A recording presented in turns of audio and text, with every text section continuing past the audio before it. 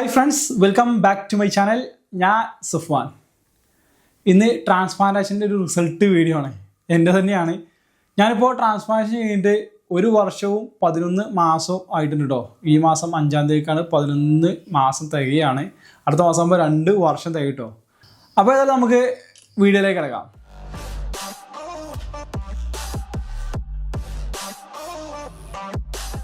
കഴിഞ്ഞ മാസത്തെ റിസൾട്ടായിട്ട് ഞാൻ വീഡിയോ ഒന്നും ഇട്ടിട്ടില്ല. അതൊക്കെ മറ്റു വീഡിയോയിലൂടെ നിങ്ങൾ കണ്ടിട്ടുണ്ടാവും വിചാരിക്കുന്ന മുടിയുടെ അപ്പോഴത്തെ അവസ്ഥയൊക്കെ. കാര്യമായിട്ട് പറയാൻ ഒന്നും ഇല്ലാത്തതുകൊണ്ടാണ് ശരിക്കും വീഡിയോ ഇടാത്തത്. ഹെയർ ട്രാൻസ്പ്ലാന്റേഷൻ്റെ രംഗത്ത് ഇപ്പോൾ കുറേ പ്രശ്നങ്ങൾ നടക്കുന്നുണ്ട്. അതുപോലെ തന്നെ ഒരുപാട് ക്ലിനിക്കുകൾ പുതിയത് തുടങ്ങുന്നുണ്ട്. എൻ്റെ കഴിഞ്ഞ വീഡിയോ നിങ്ങൾ കണ്ടിട്ടില്ലെങ്കിൽ അത് കാണാൻ ശ്രദ്ധിക്കുക. അതിൽ നമ്മൾ ട്രാൻസ്പ്ലാന്റേഷൻ ചെയ്യുമ്പോൾ ശ്രദ്ധിക്കേണ്ട കാര്യങ്ങളും മറ്റൊക്കെ ആയിട്ട് ഡോക്ടറായിട്ട് സംസാരിക്കുന്ന വീഡിയോ ഉണ്ട്. അതിൻ്റെ ഐ ബട്ടണിൽ ഞാൻ അതിൻ്റെ ലിങ്ക് ഇടാം, അതൊന്ന് കണ്ടു നോക്കിയോളി. ഇന്ന് നമ്മൾ ട്രാൻസ്പ്ലാന്റേഷനെ പറ്റിയും കാര്യങ്ങളൊന്നല്ല, എൻ്റെ റിസൾട്ട് കാര്യങ്ങളാണ് ഞാൻ പറയാൻ പോകുന്നത്. ഇപ്പോൾ ഞാൻ പറഞ്ഞല്ലോ, 1 വർഷവും 11 മാസമാണ് ഞാൻ ചെയ്തിട്ടായത്. അത്യാവശ്യം നല്ല റിസൾട്ട് ഉണ്ടെന്ന് തന്നെ എനിക്ക് പറയാം. ഞാൻ ചെയ്ത ക്ലിനിക്ക് പറയുകയാണെന്നുണ്ടെങ്കിൽ കോയമ്പത്തൂർ HNS എന്ന ക്ലിനിക്കിൽ നിന്നാണ്. ഞാൻ ആ ക്ലിനിക്ക് തിരഞ്ഞെടുക്കാനുള്ള കാരണം എന്ന് പറഞ്ഞാൽ ഒന്നാമത് റേറ്റും രണ്ടാമത് റിസൾട്ടും ആണ്. റേറ്റ് മാത്രം നോക്കിയാൽ നമ്മൾ ഒരിക്കലും ഒരു ക്ലിനിക്ക് സെലക്ട് ചെയ്തിരുന്നത് കഴിഞ്ഞ വീഡിയോ കണ്ടവർക്ക് അറിയാൻ പറ്റും. എന്താണെന്ന് വെച്ചാൽ റേറ്റ് മാത്രം നോക്കി ക്ലിനിക്കുകൾ സെലക്ട് ചെയ്യുമ്പോൾ പുതിയ ക്ലിനിക്കുകൾ കുറേ ഓപ്പൺ ആയിട്ടുണ്ട്. അവരൊക്കെ പഠിച്ചു വരുന്നവരോ അല്ലെങ്കിൽ ഇതിൽ എക്സ്പീരിയൻസ് ഇല്ലാത്തവരായിരിക്കും.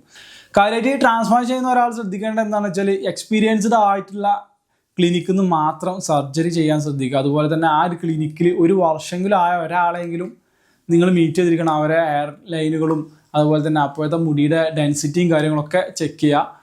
എന്നിട്ട് മാത്രമേ നിങ്ങൾ ട്രാൻസ്പ്ലാന്റേഷൻ സെലക്ട് ചെയ്യാൻ പാടുള്ളൂ കേട്ടോ.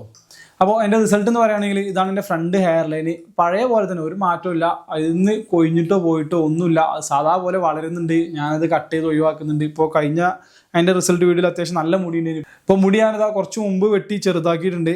ചെറുതാക്കിയാൽ എന്താണെന്ന് വെച്ചെന്ന് വെച്ചാൽ നല്ല നീട്ടി വളർത്തുമ്പോൾ കുറച്ച് ബുദ്ധിമുട്ടാണ്. അതിങ്ങനെ കെയർ ചെയ്ത് കൊണ്ടെടുക്കാനും പിന്നെ അതുപോലെ തന്നെ കുറേ നീട്ടുമ്പോൾ പൊട്ടിപ്പോകാനുള്ള ചാൻസ് കൂടുതലാണ്. എപ്പോഴും ചെറുതാക്കി വളർത്തായിരിക്കും നല്ലതാണ്. പക്ഷേ നമ്മുടെ ഉള്ളിൽ ഇല്ലാത്തത് കുറച്ചുകൂടി നമുക്ക് വിസിബിൾ ആവട്ടോ. ചെറുതാക്കുമ്പോൾ വലുതായി കഴിഞ്ഞാൽ പെട്ടെന്ന് മനസ്സിലല്ല. 2-3 മുടി ഇങ്ങനെ കവർ ചെയ്ത് നിൽക്കുന്നതുകൊണ്ട് തന്നെ ഉള്ളൊന്നും വല്ലാതെ കാണുള്ളത്. ഇങ്ങനെ കുറച്ചൊക്കെ ഉള്ളിങ്ങനെ നമുക്ക് കാണും.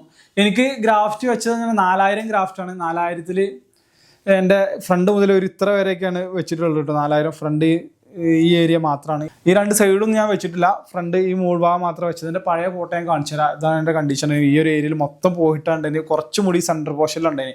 അപ്പോൾ അത് കണക്കാക്കിയിട്ട് ഇവിടെ എയർലൈന് ഈ മുടിയുടെ ലെവലാക്കിയിട്ട് ഇങ്ങനെയാണ് വെച്ചത്. ശരിക്കും എൻ്റെ എയർലൈനർ എങ്ങനെയെന്നല്ല, ഒരു മാതിരി കുറച്ചുകൂടി കയറിയിട്ടൊക്കെയാണ് ഉണ്ടായിട്ടുണ്ടായിന്. അപ്പോൾ നമുക്കൊരു നാച്ചുറൽ ലുക്ക് കിട്ടുന്ന രീതിയിലാണ് അവിടെ നിന്ന് എനിക്ക് എയർലൈൻ വരച്ചത്. അതിൽ ഞാൻ സാറ്റിസ്ഫൈഡ് ആണ്. നല്ല വൃത്തിയായിട്ട് ചെയ്തിട്ടുണ്ട്. കണ്ടാൽ പെട്ടെന്ന് മനസ്സിലാവുന്നില്ല. ശരിക്കും നമ്മളെ മുടി കണ്ടാൽ മനസ്സിലാകാതിരിക്കാന്ന് വെച്ചാൽ ട്രാൻസ്പ്ലാന്റേഷനെ കുറിച്ച് കൂടുതൽ റിസൾട്ട് ചെയ്ത ആൾക്കാർക്കാണ്. അതിപ്പോൾ എനിക്കും തന്നെ ഒരാളെ കണ്ടാൽ പെട്ടെന്ന് മനസ്സിലാവും ട്രാൻസ്പ്ലാന്റ് ചെയ്താണെന്നുള്ളത്. കാരണം അവരുടെ ആ ഹെയർലൈനിൻ്റെ സ്റ്റൈൽ ഉണ്ടല്ലോ, നമ്മളെ ദൈവം തന്ന ആ ഹെയർലൈനിൻ്റെ മാതിരി ആവിലുണ്ടാവുക. ചെറിയ ഇതുണ്ടാവും. കാരണം കട്ടിയുള്ള മുടിയാണ് നമ്മൾക്ക് ഈ ഫ്രണ്ട് ഹെയർലൈനിലേക്ക് വരിക. കാരണം നമ്മൾ ട്രാൻസ്പ്ലാന്റേഷൻ ചെയ്യുന്ന സമയത്ത് പിന്നിൽ നിന്ന് മുടി എടുത്തിട്ട് ഫ്രണ്ടിലേക്ക് വെക്കുകയാണ് ചെയ്യുന്നത്. അപ്പോൾ പിന്നിലെ മുടിയുടെ അതേ കട്ടിയാണ് വരിക. ശരിക്കും നമുക്ക് ഉണ്ടാവുക പറഞ്ഞാൽ എല്ലാ പോർഷനിലും സൈഡിലൊക്കെ നോക്കിയാൽ കണക്ക ബേബി ഹെയർസ് ആയിക്കാരം, ചെറിയ കട്ടില്ലാത്ത മുടിയായിട്ടേക്കാരം ഉണ്ടാവും. അതുകൊണ്ട് തന്നെ അതിങ്ങനെ കയറി പോകുമ്പോൾ നമുക്ക് പെട്ടെന്ന് മനസ്സിലാവില്ല. നമ്മൾ ട്രാൻസ്പ്ലാന്റ് ചെയ്തൊരു വ്യക്തിനെ കണ്ടാൽ നമുക്ക് പെട്ടെന്ന് മനസ്സിലാവും. അതിന് ഏറ്റവും നല്ലൊരു കാര്യം എന്താണെന്ന് വെച്ചാൽ നമ്മൾ മുടി ഇങ്ങനെ വെക്കുമ്പോൾ മേപ്പോട്ട് നല്ലോണം ചീകി വെക്കാതെ കുറച്ച് മുന്നിൽ ഇങ്ങനെ ഇറക്കിയിട്ടുണ്ടല്ലോ, ഈ ഹെയർലൈൻ കാണാത്ത രീതി വെച്ചാൽ അടിപൊളിയായിട്ട് നിൽക്കും. ആർക്കും ഇത് ഐഡൻറ്റിഫൈ ചെയ്യാൻ കഴിയില്ല കേട്ടോ. വേറെ രീതിയിൽ നമുക്ക് ട്രാൻസ്പ്ലാന്റ് ചെയ്തൊന്നും മനസ്സിലാക്കാൻ കഴിയില്ല. ഈ ഫ്രണ്ട് ഹെയർലൈൻ മാത്രമേ മനസ്സിലാവുള്ളൂ. അല്ലെങ്കിൽ നമുക്ക് ഗ്രാഫ്റ്റ് ഇല്ലാത്ത ആളുകളൊക്കെ ഉണ്ടല്ലോ, അവർക്ക് പിറകുന്ന് കുറേ ഗ്രാഫ്റ്റ് എടുക്കാനില്ല. അല്ലെങ്കിൽ മുന്നേ നല്ലോണം പോയവർക്കൊക്കെ ഗ്രാഫ്റ്റ് വെക്കുന്ന സമയത്ത് കുറച്ചുകൂടി ഗ്യാപ്പ് ഇട്ടിട്ട് വെക്കുമ്പോൾ ആ ഒരു തിക്നെസ് കുറവുകൊണ്ടും ചിലപ്പോൾ മനസ്സിലാക്കാൻ സാധിക്കും. മുടി പറ്റേ ഉള്ളില്ലാത്ത പോലെ ഫീൽ ചെയ്യുന്നുണ്ട്. റിസൾട്ടിൽ ഞാൻ പറഞ്ഞ പോലെ എൻ്റെ ക്രൗൺ ഏരിയ ഓൾറെഡി എനിക്ക് കുറവാണ്. ചെയ്ത സമയത്തുള്ള അതേപോലെ തന്നെയാണുള്ളത്. ഇങ്ങനെ നിലനിൽക്കാനുള്ള കാരണം എന്ന് പറഞ്ഞാൽ പ്രോപ്പറായിട്ട് GFC ഒക്കെ എടുത്ത് പോരുന്നതുകൊണ്ടാണ് ഇപ്പോഴും കൊഴിച്ചിലില്ല. ഏകദേശം 2 വർഷമായിട്ടും എനിക്ക് ഞാൻ എങ്ങനെയാണോ ട്രാൻസ്പ്ലാന്റ് ചെയ്തത് അതേ പൊസിഷനിൽ തന്നെ എപ്പോഴും ഉണ്ട് കേട്ടോ. ലാസ്റ്റായിട്ട് ഞാൻ എടുത്തത് എക്സോസ് GFC ആണ്. അത് കുറച്ചുകൂടി ബെനിഫിറ്റ് ആണെന്ന് പറഞ്ഞ് അതിൻ്റെ റിസൾട്ടുകളും കാര്യങ്ങളൊക്കെ വരാൻ സമയം എടുക്കും. 2 സെറ്റൊക്കെ ചെയ്യുമ്പോഴാണ് റിസൾട്ടുകളൊക്കെ കറക്റ്റ് മനസ്സിലാവുക. എന്നാലും എനിക്കിപ്പോൾ കൊഴിച്ചിൽ വല്ലാതൊന്നുമില്ല. എന്നാലും ചെറിയ കൊഴിച്ചിലുണ്ട് കേട്ടോ. തീരെ കൊഴിച്ചിലില്ല, ഒറ്റ മുടി പോരുന്നില്ല എന്ന് ഞാൻ പറയുന്നില്ല. നമ്മൾ കുളിക്കുമ്പോൾ സാധാരണ നോർമലി പോകുന്ന പോലെ പോകുന്നുണ്ട്. അതിപ്പോൾ ഞാൻ വീഡിയോസൊക്കെ കണ്ടപ്പോൾ മനസ്സിലായത് സാധാരണ ഒരു മനുഷ്യന് ദിവസം 100 മുടി വരെ കൊഴിഞ്ഞു പോകുന്നതാണ്. അപ്പം അത്രയൊന്നും പോകണില്ലെങ്കിലും നമ്മൾ നല്ലോണം ഷാമ്പു ഒക്കെ വെച്ച് കുളിക്കുന്ന സമയത്ത് കൊഴിഞ്ഞു പോരുന്നുണ്ട് കുറച്ചൊക്കെ മുടി. എന്നാലും തിക്നെസ്സും കാര്യങ്ങളും കുറവായിട്ടോ ഒന്നുമില്ല. അതൊക്കെ പഴയ പോലെ തന്നെ എനിക്ക് ഫീൽ ചെയ്യുന്നുണ്ട്. പിന്നെ പിൻവശം എടുത്ത ഭാഗം നോക്കുകയാണെങ്കിൽ എടുത്ത ഭാഗം ഒരിക്കലും ഇപ്പോൾ ഐഡൻറ്റിഫൈ ചെയ്യാൻ കഴിയും കേട്ടോ. നല്ലോണം കുറ്റിയാക്കി വെട്ടിയാൽ പറ്റ 0-ലേക്ക് ഇട്ട് വെട്ടിക്കഴിഞ്ഞാലാണ് ഇപ്പോൾ ചെറിയ ചെറിയ ഡോട്ടുകൾ ഇങ്ങനെ കാണാം അവിടെ ഇങ്ങനെ ചെറുതായിട്ട് നമ്മൾ ആ എടുത്ത പോർഷനിലെ മുടി പോയ പോർഷനില്ല അവിടെ ഒരു മുറിയുടെ കല ഇങ്ങനെ കാണാൻ സാധിക്കുന്നതെന്നല്ലാതെ ഇങ്ങനെ നിൽക്കുമ്പോൾ ഒരിക്കലും മനസ്സിലാണല്ലോ എൻ്റെ പിൻഭാഗം നോക്കിക്കഴിഞ്ഞാൽ ഞാൻ ട്രാൻസ്പ്ലാന്റ് ചെയ്ത വ്യക്തിയാണെന്നുള്ളത്. പിന്നെ താടിയിൽ ഇന്ന് ഞാൻ ഗ്രാഫ്റ്റ് എടുത്തിട്ടുണ്ട്. താടിയിൽ നോക്കിക്കഴിഞ്ഞാൽ ആ ചെറിയ ഡോട്ടുകൾ ഇവിടെ കാണാൻ സാധിക്കുന്നു കേട്ടോ. അങ്ങനെ ചെറിയ ചെറിയ ഡോട്ടുകളുണ്ട്. അത് കുറേ കുറഞ്ഞിട്ടുണ്ട്. ഇനിയിപ്പോൾ അത് പോകുമെന്ന് എനിക്ക് തോന്നുന്നില്ല. ചെറുതായിട്ട് എന്തായാലും ഉണ്ടാവും. ഇത്ര കാലയളവിലൊന്നും ഇപ്പോൾ എന്തായാലും മുറി ഉണങ്ങാൻ സമയം എടുക്കില്ലല്ലോ. അപ്പോൾ അത് വലിയ വിഷയമൊന്നുമില്ല. ദൂരെ നോക്കിയാലും മനസ്സിലാവില്ല. അടുത്ത് നിന്ന് നോക്കിക്കഴിഞ്ഞാൽ അതിങ്ങനെ കാണാൻ സാധിക്കും. ശ്രദ്ധിച്ചൊക്കെ നോക്കിക്കഴിഞ്ഞാൽ ഇവിടെ ഒരു ചെറിയ ചെറിയ ഡോട്ടുകളുണ്ട്. അപ്പോൾ അത്രയൊക്കെയാണ് എൻ്റെ റിസൾട്ട് എന്ന് പറയുന്നത്. ഇനി നമ്മൾ ഒരു വീഡിയോ ഇതിന് മുമ്പ് പറഞ്ഞിട്ടുണ്ടെങ്കിൽ ഞാൻ നല്ലോണം മുടി കുറ്റിയാക്കിയിട്ട് ഇപ്പം എന്താ അവസ്ഥ എന്താണെന്നുള്ളത് കാണിക്കുക. അത് ഇൻഷാ അല്ലാ അടുത്ത വീഡിയോയിൽ ചെയ്യാമെന്ന് വിചാരിക്കുന്നുണ്ട്. ധൈര്യം വരുന്നില്ല. കാരണം മുട്ട അടിക്കൂല എന്തായാലും. ഞാൻ മെഷീൻ വെക്കാൻ ഉദ്ദേശിക്കുന്നത്. മുട്ട അടിച്ച് കഴിഞ്ഞാൽ എന്താ വെച്ചാൽ ചെറിയ ചെറിയ മുടികൾ ഉണ്ടാവുമല്ലോ, നമുക്ക് കട്ടിയില്ലാത്ത മുടികൾ. അതൊക്കെ പിന്നെ വളർന്നു വരാൻ ചാൻസ് കുറവായിരിക്കും. കാരണം തൊലിയുടെ ഉള്ളിൽ നിന്ന് വരണ്ടേ. ഓൾറെഡി ഇങ്ങനെ കട്ടിയില്ലാത്ത മുടി ഇങ്ങനെ ലെവലിൽ നിൽക്കുക. കാരണം നമ്മൾ നല്ലോണം ഷേവ് ചെയ്ത് എടുത്തു കഴിഞ്ഞാൽ ഉള്ളിൽ കുടുങ്ങി കഴിഞ്ഞാൽ പിന്നെ ചിലപ്പോൾ പുറത്തേക്ക് വരില്ല. അപ്പോൾ അങ്ങനെ കുറേ ഗ്രാഫ്റ്റ് പോവും. അതുകൊണ്ട് തന്നെ ഞാൻ മെഷീൻ വെച്ച് സീറോയിലിട്ട് ചെയ്യാനാണ് ഉദ്ദേശിക്കുന്നത്. ശരി, മനസ്സിന് ധൈര്യം വരില്ല. കാരണം മുടി ഇല്ലാത്ത സമയത്ത് കുഴപ്പമില്ല. ഇനി അന്ന് വേണമെങ്കിൽ നമുക്ക് മുട്ട അടിക്കാൻ. കാരണം ഇവിടെ ഏതായാലും വിസിബിൾ ആയിരുന്നു. ഇപ്പോൾ ഫുള്ള് സെറ്റായിരിക്കുന്ന സമയത്ത് പെട്ടെന്ന് മുട്ട അടിക്കാറ് കുറച്ച് ബുദ്ധിമുട്ടുണ്ട്. എന്നാലും ഞാൻ നിങ്ങൾക്ക് വേണ്ടി ചെയ്യണമെന്ന് വിചാരിക്കുന്നുണ്ട്. അപ്പോൾ നിങ്ങൾക്ക് അറിയാൻ കഴിയും എത്ര ഗ്രാഫ്റ്റ് വെച്ചത് എങ്ങനെയുണ്ട്, വെക്കാത്തത് എങ്ങനെ, ഈ എടുത്ത പോർഷൻ എങ്ങനെയുണ്ട്, ബാക്കി മുടി എങ്ങനെയുണ്ട് എന്നൊക്കെ കറക്റ്റ് മനസ്സിലാക്കാൻ പറ്റും അപ്പോഴാണല്ലോ. കഴിഞ്ഞ വീഡിയോ നിങ്ങൾ കണ്ടിട്ടില്ലെങ്കിൽ പോയി കാണാം. നല്ല ഉപകാരപ്പെട്ടൊരു വീഡിയോ ആയിരിക്കും കേട്ടോ അത്. ശരി, നിങ്ങൾക്ക് ട്രാൻസ്പ്ലാന്റേഷനെ കുറിച്ചൊന്നും പേടിക്കേണ്ട എന്നേ ഞാൻ പറയുള്ളൂ. ഈ എയർ ട്രാൻസ്പ്ലാന്റേഷൻ എന്ന് പറയുന്നത് വലിയൊരു മേജർ ഓപ്പറേഷനോ കാര്യങ്ങളോ ഒന്നുമല്ല. ചെറിയൊരു കേസാണ്. എന്താ നമ്മളെ തൊലിപ്പുറത്താണ്. ഇപ്പോൾ ഈ ഒരു രോമം നമ്മൾ പറിച്ചെടുക്കണില്ലേ, ആ പറിച്ചെടുക്കണം അതേപോലെ അതോട് വെക്കുക. അത്രേ സംഭവമുള്ളൂ. അത് തൊലിയുടെ മുകളിലാണ്, ഏറ്റവും മുകളിലത്തെ ലെയറിൽ മാത്രമാണ് ഇത് ഇംപ്ലാന്റ് ചെയ്യുന്നത്. അതുകൊണ്ട് വലിയ പ്രശ്നങ്ങളൊന്നുമില്ല. പിന്നെ അതുപോലെ തന്നെ നല്ല ക്ലിനിക്കുകളൊക്കെ എല്ലാ ടെസ്റ്റ് റിസൾട്ടുകളും ഓക്കെ ആണെങ്കിൽ മാത്രമാണ് നമുക്ക് ട്രാൻസ്പ്ലാന്റേഷൻ ചെയ്തു തരാം. അല്ലാതെ വെറുതെ നേരെ കയറി ചെന്നിട്ട് നമുക്ക് ട്രാൻസ്പ്ലാന്റേഷൻ ചെയ്യാൻ പറയുന്നൊന്നുമില്ല.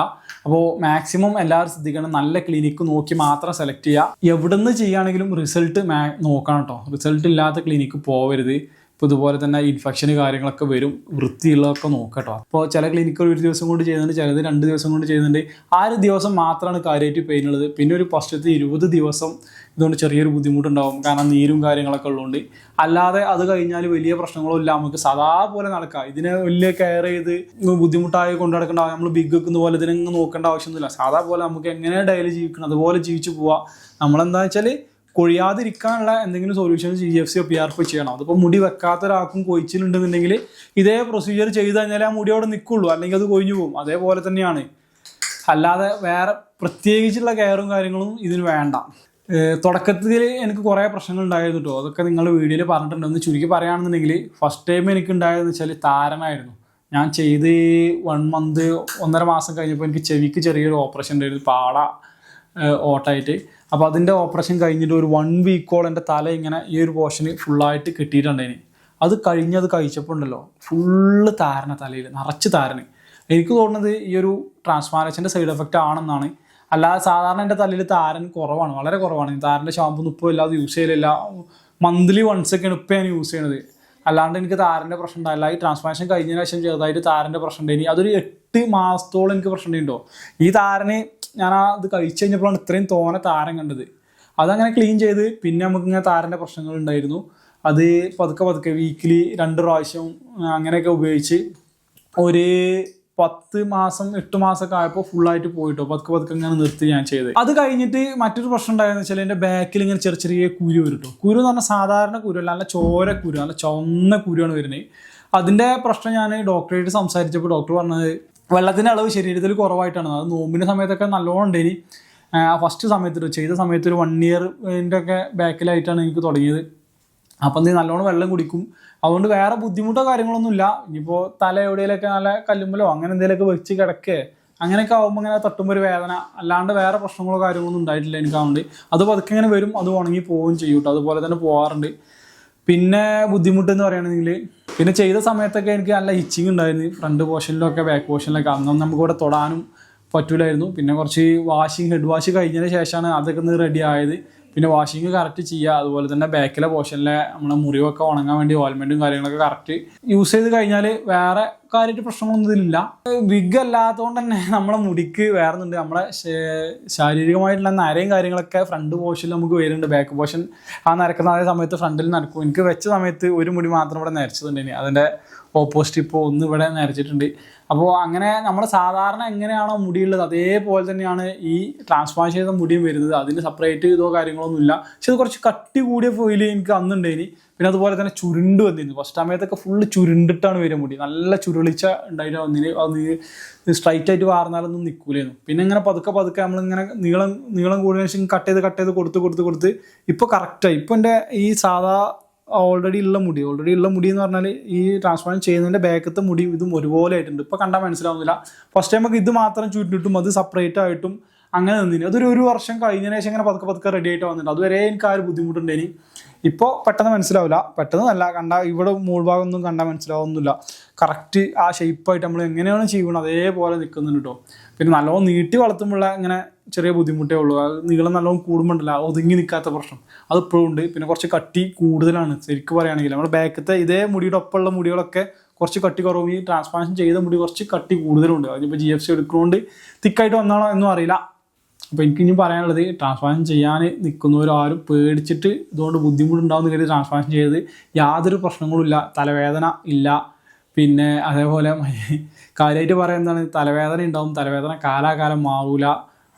പിന്നെ എന്ന് പറഞ്ഞാൽ നരമ്പിന് തട്ടിയിട്ട് എന്താ പറയുക, തലച്ചോറ്റിക്കുള്ള നരമ്പിനൊക്കെ നമ്മൾ സൂചി വെക്കുമ്പോൾ പ്രശ്നമാവും. അങ്ങനെയൊക്കെയാണ് നമ്മളോട് പറഞ്ഞിന് തുടക്കത്തിൽ കേട്ടോ. പല ആളുകളും പല കമൻറ്റും പറഞ്ഞിട്ടുണ്ടാവും. ഇപ്പോൾ കാണണം, നിങ്ങൾ ട്രാൻസ്പ്ലാന്റ് ചെയ്യാത്ത ആളാണെങ്കിൽ ഒരു മുടിയുള്ള ഒരാളുടെ നമ്മളിതിനെ പറ്റി സംസാരിച്ചാൽ അവർക്ക് തീരെ താല്പര്യം ഉണ്ടാവില്ല ട്രാൻസ്പ്ലാന്റ് ചെയ്യാൻ. അവർ ആ ഒരവസ്ഥയിൽ ഇല്ലാത്തതുകൊണ്ടാണ്. നമ്മളെ അവസ്ഥ നമുക്കേ അറിയുള്ളൂ. ഇല്ലാത്തപ്പോൾ വെച്ച് കഴിഞ്ഞാൽ ആ കോൺഫിഡൻസ് ലെവലേ മാറും കേട്ടോ. അത്രയൊക്കെയാണ് ഇപ്പോൾ എനിക്ക് പറയാനുള്ളത്. ഏതായാലും ഇന്നത്തെ വീഡിയോ നിങ്ങൾക്ക് ഉപകാരപ്പെടും വിചാരിക്കുന്നു. അടുത്തൊരു വീഡിയോ ആയിട്ട് കാണാം. അതുവരേക്കും ബൈ.